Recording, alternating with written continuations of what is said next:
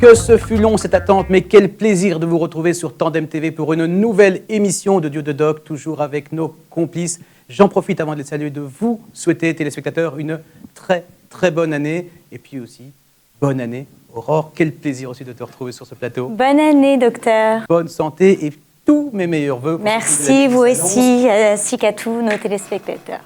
Bien évidemment. Et puis aussi, surtout, à notre ami, le docteur Jean-Jacques Herbstein. Bonjour docteur Herbstein et bonne année. Shana Tova. Shana Tova, Comment docteur. allez-vous? Fort bien. Alors on va vous souhaiter une bonne année avec plein d'amour, plein d'amis et une excellente santé. Et si vous êtes prêts, on va commencer tout de suite avec notre sujet de notre émission en posant une petite question à Aurore. Aurore, est-ce que ça t'est déjà arrivé d'avoir des amis qui te disent « Oh là là, j'ai mes jambes qui gonflent, qu'est-ce qui se passe ?» Bien sûr, tout le monde a déjà eu les jambes qui gonflent, surtout pendant les grossesses parfois. Alors, moi, ça m'est jamais arrivé, mais on va en parler dans cette émission puisqu'on va aborder ce qu'on appelle les œdèmes. Alors, il n'y a pas que les œdèmes des membres inférieurs. On va le voir avec le docteur Herbstein. Ça peut se placer dans divers endroits, parfois insoupçonnés du commun des mortels. Docteur Herbstein, on va commencer tout de suite, on va rentrer dans le vif du sujet. Dites-nous un petit peu ce que c'est qu'un œdème. Alors vous avez les jambes qui gonflent, moi j'ai la tête qui gonfle parfois. Oh, nous aussi, ça nous arrive d'avoir la tête qui c'est gonfle. autre chose. Alors un œdème, pour faire simple, c'est un envahissement d'eau dans un endroit où normalement il n'y a pas d'eau.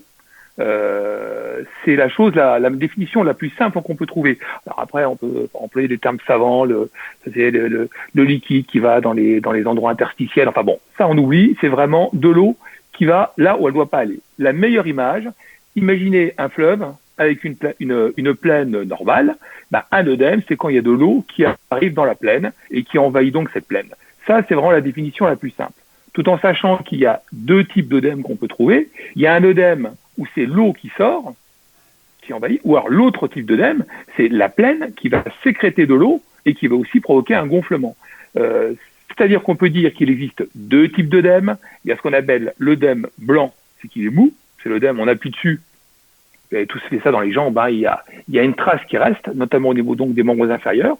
Et l'œdème rouge, qui est un œdème dur, qu'on rencontre notamment au moment d'une fracture ou d'un traumatisme. Quand vous tapez sur la main ou là vous avez un gros traumatisme, il y a un enflement qui arrive au niveau de la main par exemple, vous faites piquer par une guêpe tout simplement, vous avez beau appuyer dessus, ça reste dur, ça c'est ce qu'on appelle l'œdème inflammatoire. Mais l'œdème qu'on rencontre le plus fréquemment, c'est quand même l'œdème blanc, c'est celui qui provoque, qui vient des vaisseaux avec un envahissement donc des tissus qui sont autour de ces vaisseaux. Et alors, docteur, dites-nous, comment est-ce qu'on sait qu'on a un œdème? Et surtout, est-ce que quand on s'est rendu compte, donc, en appuyant dessus, que c'est un œdème, est-ce qu'il faut s'en inquiéter? Est-ce que c'est grave? Alors, pour faire simple, on va parler essentiellement de l'œdème du membre inférieur, c'est-à-dire l'œdème des jambes. Parce que naturellement, on peut trouver des œdèmes un peu partout dans le corps, mais là, ça devient un peu compliqué. L'œdème du membre inférieur, c'est une chose qui est assez commune, assez banale, qui peut arriver à tout le monde. Et dans l'écrasante majorité des cas, c'est ce qu'on appelle une insuffisance veineuse. C'est-à-dire qu'il faut bien comprendre une chose, c'est pour que le sang remonte de la jambe jusqu'au cœur, il va falloir lutter contre ce qu'on appelle la pesanteur. Hein. C'est-à-dire que le poids du sang au niveau... C'est ça qui pèse? Le poids de l'eau, oui, absolument, dans les vaisseaux. Votre veine, elle est faite de petites valvules, comme des petits sas qui font en sorte que le sang remonte de sas en sas. C'est-à-dire que c'est pas un flux continu. Mm-hmm. Une veine, c'est un peu comme un sac poubelle, si je peux me permettre cette comparaison. Vous savez, le sac poubelle, il est semi-perméable. Vous mettez de la flotte dans un sac poubelle, parfois, il y a l'eau qui passe à travers. La veine, c'est pareil. C'est une membrane semi-perméable. Donc, parfois, quand il fait très chaud, donc quand les veines se dilatent avec la chaleur, les veines se dilatent. Quand on a les valvules qui sont un petit peu abîmées avec ce qu'on appelle des varices, à ce moment-là, il y a de l'eau qui stagne dans les veines, mais la veine, c'est pas un ballon de baudruche. C'est-à-dire qu'elle ne va pas gonfler jusqu'à exploser. Il y a un moment, quand la pression à l'intérieur de la veine est trop importante, il y a de l'eau qui sort de la veine et qui vient donc envahir ce qu'on appelle les tissus interstitiels, donc les tissus qui sont tout autour de cette veine. Reprenez l'image du fleuve avec la plaine aride. Quand le fleuve est un peu trop d'eau dans le fleuve, hein, quand il y a un peu trop de pression, il y a un peu trop de volume, il y a de l'eau qui sort. L'eau sort du lit du fleuve et vient donc envahir cette plaine. Et à ce moment-là, on a les jambes qui gonflent. Mm-hmm. Et quand on appuie dessus, ce qu'on appelle, ça garde le godet, c'est-à-dire que vous avez une empreinte du doigt au niveau de la jambe. Alors c'est souvent très très inquiétant parce que les gens, en fin de journée, ils arrivent, ils ont la jambe qui a doublé de volume, ils ont souvent la jambe lourde parce que ça s'accompagne très souvent de symptômes un peu désagréables, vous avez des fourmis dans les jambes, on a les jambes un peu lourdes. Alors c'est panique à bord, allô docteur, qu'est-ce que je dois faire? La première question qu'il faut se poser, c'est déjà, est-ce que vous avez pris du poids ou pas? Si vous n'avez pas pris de poids, c'est pas très grave. Ça veut dire que c'est de l'eau qui n'a rien à faire là, qu'il va falloir faire re-rentrer dans la veine. En revanche, si vous avez pris du poids, c'est que c'est de l'eau qui est en trop, c'est-à-dire que vous n'arrivez pas à l'éliminer. Donc c'est ce qu'on appelle l'insuffisance cardiaque ou l'insuffisance rénale. Et là, à ce moment-là, ça s'accompagne d'autres symptômes et ça peut être nettement plus compliqué. Excusez-moi, j'ai une question. Je vous interromps parce que je ne comprends pas quelque chose. C'est-à-dire quand vous dites on a pris du poids avant ou au moment où on a les jambes qui gonflent? Non. Alors, vous avez pris du poids au moment où vous avez les jambes qui gonflent. Mais attention, quand je dis prendre du poids, c'est pas prendre 3 kilos en un mois. C'est pas parce que vous avez mangé des burgers à longueur de journée. D'accord. C'est des gens qui prennent 3 kilos. C'est le poids des jambes qui ont gonflé, c'est ça qu'on doit peser. C'est l'eau dans les jambes. Vous pouvez avoir 3 litres de flotte dans les jambes. C'est-à-dire que ce sont des gens qui prennent entre 500, 2, 3, 4 kilos dans la semaine. Ça va très vite. Là, c'est la première question qu'il faut se poser. C'est d'ailleurs la raison pour laquelle on conseille aux gens passés un certain âge de tous les matins se peser, enfin, peut-être pas tous les matins, mais au moins 2-3 fois par semaine, toujours dans les mêmes conditions, parce que c'est pas le poids qui nous importe, ce sont les variations, si ça monte ou si ça diminue. Donc si le poids monte en flèche, à ce moment-là, et les jambes gonflent, ça c'est quand même très problématique, c'est qu'il y a de l'eau en trop. En revanche, s'il n'y a pas de prise de poids, c'est de l'eau qui n'a rien à faire là. Donc on va la faire rentrer dans les veines, donc en faisant baisser la pression à l'intérieur de la veine. Donc il n'y a pas 50 solutions, c'est du froid, parce que le froid va resserrer la veine. À ce moment-là, les pressions vont s'inverser et l'eau va rentrer dans la veine. Et deuxième chose qu'on peut faire également, et ça les femmes le savent très bien, notamment au moment des grossesses, c'est de porter des bas de contention. Parce que la contention va permettre de maintenir la veine d'une manière un peu plus forte, de manière à empêcher que cette eau se promène dans des tissus où elle n'a rien à faire. Alors, l'insuffisance veineuse, autre chose qui est importante, ce sont souvent de l'eau que l'on a en fin de journée. C'est-à-dire que le matin, on réveille, il n'y a quasiment pas d'eau, parce que vous venez de dormir, et la position déclive fait en sorte que le retour veineux se fait plus facilement. Dès qu'on se met en position verticale, à ce moment-là, avec le poids, l'eau sort des veines et va envahir un petit peu les jambes. Ça, c'est pas très grave. C'est pas très esthétique. Ça peut avoir des conséquences embêtantes si on laisse traîner, parce qu'après, il peut y avoir des ulcères variqueux qui peuvent venir. Mais dans l'écrasante majorité des cas, ce sont des choses qui se règlent très simplement. Docteur Epstein, vous avez donc parlé d'une insuffisance veineuse expliquant les œdèmes au niveau des membres inférieurs, mais à un moment donné, vous avez également évoqué un problème cardiaque ou un problème rénal. Alors j'avais envie de vous demander, est-ce qu'il y a d'autres causes que l'insuffisance veineuse pour expliquer des œdèmes dans le corps? Oui, alors quand le cœur, par exemple, les reins ne fonctionnent pas, on pisse pas assez, cette eau, elle va pas disparaître, elle va pas s'évaporer. Donc quelque part, elle reste dans le corps, et au lieu d'avoir 4-5 litres de sang dans votre corps, vous en avez beaucoup plus. Donc les pressions augmentent, et à ce moment-là, l'eau sort des veines et vient envahir également les tissus alentours. Donc ça s'accompagne d'une prise de poids. Ça, c'est la chose qui est la plus importante à regarder. Et puis également, on fait beaucoup moins pipi. Maintenant, dès lors que c'est le cœur, alors là, il y a des symptômes qui sont quand même très, très, très typiques. La première chose, il faut regarder si on est essoufflé. Parce qu'il y a des essoufflements, parce qu'il y a de l'eau qui peut aussi envahir un peu les poumons, toujours par un problème de pression. Là, on parle de l'eau qui envahit les jambes, mais il y a des endroits où ça peut aussi envahir, naturellement, et en l'occurrence, le poumon. Donc, on est très essoufflé. Alors, quand je vous parle d'un essoufflement, c'est pas l'essoufflement qu'on a quand on monte 5 étages. Ce sont des gens qui sont incapables de mettre leurs chaussettes tranquillement ou de s'habiller tranquillement sans être essoufflés. Deuxièmement, ça s'accompagne également de ce qu'on appelle une orthopnée, c'est-à-dire l'incapacité de dormir à plat. Les premières questions qu'on demande aux gens, est-ce que vous dormez avec d'autres oreillers? Par exemple, vous dormez toujours avec un oreiller, est-ce que vous en rajoutez 2, 3, 4, ou alors, est-ce que vous dormez mieux assis? Pour une raison simple, s'il y a de l'eau dans le poumon, dès qu'on est assis, avec la pesanteur, l'eau descend et ça libère un peu du poumon de manière à pouvoir respirer. C'est pour ça que les gens qui ont les jambes qui gonflent en insuffisance cardiaque sont des gens qui vous disent « je suis beaucoup plus à l'aise quand je dors assis que quand je dors allongé ». Donc l'essoufflement, l'orthopnée, la prise de poids, ce sont les 3 signes cardinaux qui peuvent signer une insuffisance cardiaque. Donc attention, quand on a passé un certain âge, avec des facteurs de risque cardiovasculaires, là à ce moment-là, il faut se poser ce genre de questions. Mais le truc le plus simple à dire aux gens, c'est pesez-vous. Vous prenez les jambes, il y a de l'eau dans vos jambes, montez sur une balance tous les matins et regardez est-ce que votre poids est stable? Si le poids est stable, vous pouvez être sûr, quasiment sûr que c'est de l'insuffisance rénale et non pas de l'insuffisance cardiaque qui là peut avoir des conséquences tellement plus graves. Alors vous avez évoqué donc les veines, vous avez évoqué le cœur, vous avez évoqué les reins. Il y a d'autres causes. On parle parfois aussi d'un problème nutritionnel quand on ne se nourrit pas très bien, ça peut provoquer des œdèmes. Vous savez, enfin surtout ma génération, parce que vous êtes beaucoup trop jeune. Bien sûr. Souvenez-vous les petits Biafrais, le Biafra, où on avait ces pauvres enfants qui avaient des ventres qui étaient énormes, gonflés d'œdèmes, enfin qui étaient très enflés. Ça, c'est parce qu'il y a un problème de protéines. L'équilibre dans un vaisseau, ce sont des choses qui sont très complexes. Ça répond à une équation qui s'appelle la loi de Starling, que je ne vais pas vous détailler maintenant parce que c'est très très compliqué. Ça prend en charge la pression, ça prend en charge également le taux de protéines. Si jamais il n'y a pas assez de protéines, eh ben, il y a de l'eau qui va sortir pour rééquilibrer les pressions. Donc c'est ce qui se passe chez les gens qui sont très dénutris, qui n'ont pas assez de protéines, donc ces enfants qui ont dans ce qu'on appelle le kwashiorkor ou le marasme, à ce moment-là, paradoxalement, ce sont des enfants qui sont très maigres, mais qui sont gonflés d'œdèmes parce qu'il n'y a pas assez de protéines dans le corps. Et à ce moment-là, il suffit de prendre des protéines. Alors là, on parle d'un cas extrême. Je vous parle du Biafra ou des zones malheureusement où il y a de la malnutrition et même de la famine. Mais attention, ça peut arriver dans des sociétés très industrialisées, chez les personnes âgées qui ne prennent pas assez de protéines. Là, à ce moment-là, elles peuvent aussi avoir des œdèmes à cause d'un manque de protéines. Ce qui fait dire aussi que passé un certain âge, il faut augmenter la charge protéinique, donc forcer nos aînés à manger plus de protéines, quitte à leur donner, à leur prescrire, demander à leur médecin, à leur prescrire des compléments alimentaires qui sont très riches en protéines, de manière à garder ce qu'on appelle, alors c'est un terme savant qui est vachement important dans la médecine, c'est l'homéostasie. L'homéostasie, c'est l'équilibre. Vous savez, l'équilibre dans tout, l'équilibre, c'est fondamental. Dès lors qu'on rompt un équilibre, il y a à ce moment-là des conséquences qui peuvent être dramatiques. Tant que l'équilibre est maintenu, tout va bien.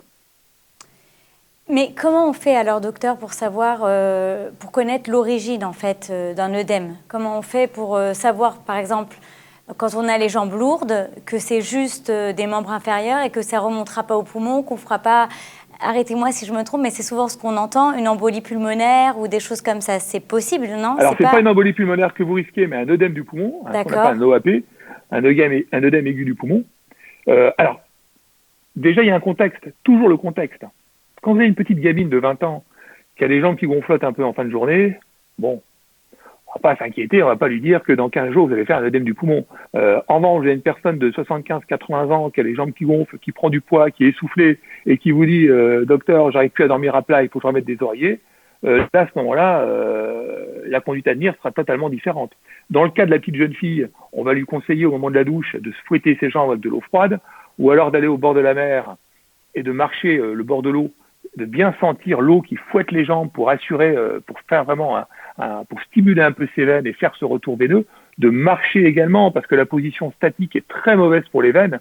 Le fait de marcher est très important parce qu'au niveau de la plante du pied, vous avez comme une éponge. Chaque fois que vous marchez, vous impulsez une sorte de pression qui va faire remonter le sang au niveau du cœur. Donc ça, c'est très bien.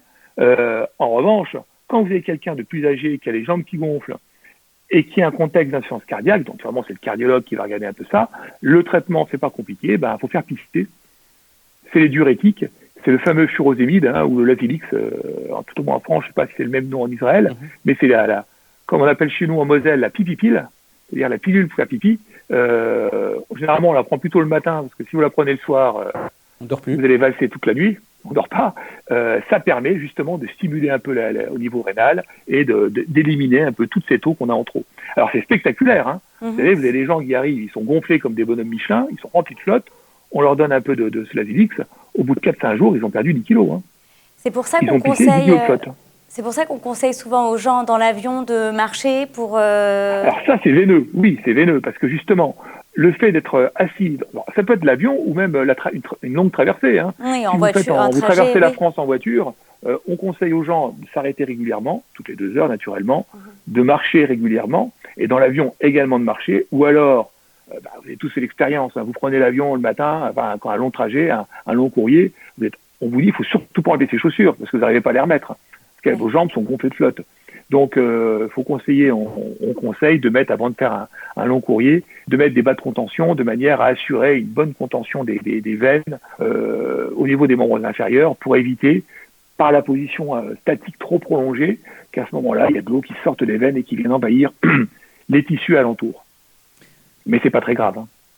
Donc, on a fait un petit peu le tour des causes. J'imagine que quand un médecin suspecte éventuellement un œdème qui ne serait pas juste lié à un problème veineux, un bilan assez classique, vous les avez évoqués également, par exemple l'échographie cardiaque, bilan cardiaque chez le cardiologue, éventuellement une radio du poumon pour voir s'il n'y a pas du liquide, une prise de sang pour un petit peu voir, on va dire, l'état comme des protéines par exemple.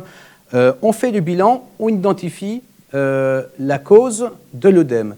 En fonction de la cause, globalement, vous pouvez nous donner des directives sur le traitement? Alors, si c'est veineux, c'est-à-dire si on suspecte un problème veineux, alors pour faire le diagnostic veineux, effectivement, j'ai oublié de le dire, il faut faire un Doppler des membres inférieurs pour regarder un peu le système veineux interne, voir s'il n'y a pas des dilatations, des varices, enfin, ce genre de choses. Le traitement des règles hygiéno-diététiques essentiellement, c'est-à-dire relever les pieds du lit de manière à ce que vous dormiez un petit peu les jambes en l'air et que le retour veineux se fasse mieux, marcher, ça c'est important, porter des contentions, des bas de contention, alors des mi-bas, ça peut aller jusqu'au bas de contention, jusqu'au collant de contention, et puis éviter la position statique prolongée, ça c'est une chose qui est importante. Maintenant, dès lors que le diagnostic d'insuffisance cardiaque est posé, à ce moment-là, il existe toute une batterie de traitements qui existent, des diurétiques, des médicaments comme ce qu'on appelle les IEC ou les ARA2 qui ont totalement modifié le pronostic parce que des gros œdèmes du poumon tels que je pouvais les voir quand j'étais jeune et beau avec les pompiers, ça, Dieu merci, on n'en voit plus parce que c'est quand même pas terrible. Et puis quand c'est une insuffisance rénale, il faut aller chez le néphrologue qui va faire toute une batterie d'examens et une surveillance quand même rapprochée pour éviter justement ces œdèmes-là. Donc, vous voyez, c'est comme des choses qui sont pas très dramatiques, mais il faut quand même savoir y penser et surtout se poser la question de savoir, est-ce qu'il n'y a pas quelque chose à faire et surtout consulter assez rapidement le médecin dès lors qu'on a un œdème des membres inférieurs pour justement permettre de faire la part des choses, rassurer les gens ou alors les orienter vers une prise en charge qui sera un peu plus incisive. Et puis, on vient de terminer une longue période de fête où on a tous bien mangé. D'ailleurs, ça se voit un petit peu.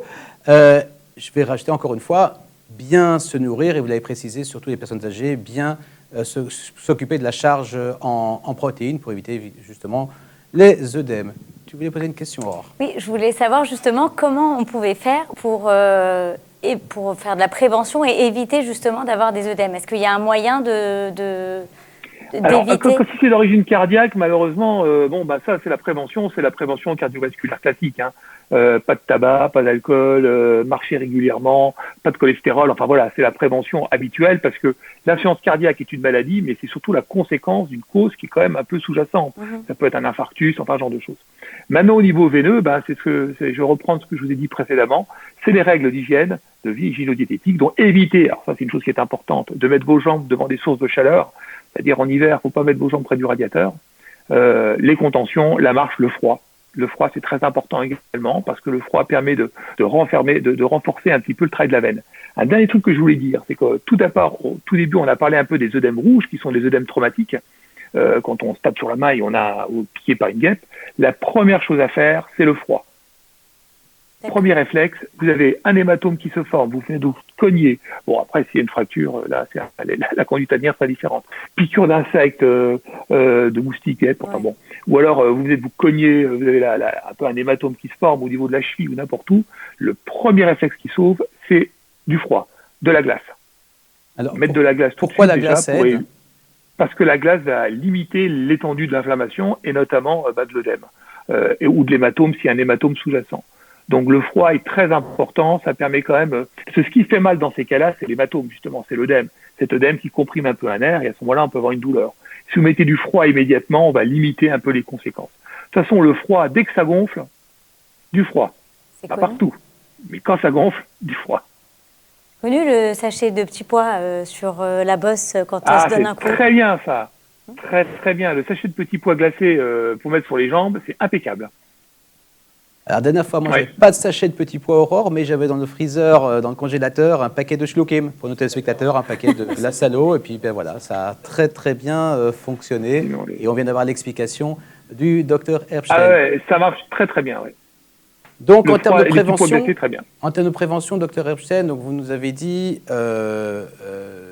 marcher si c'est d'origine veineuse, les pas de contention, surélever les jambes, aller vers le cardiologue, bien se nourrir. Je pense qu'on a fait à peu près le tour.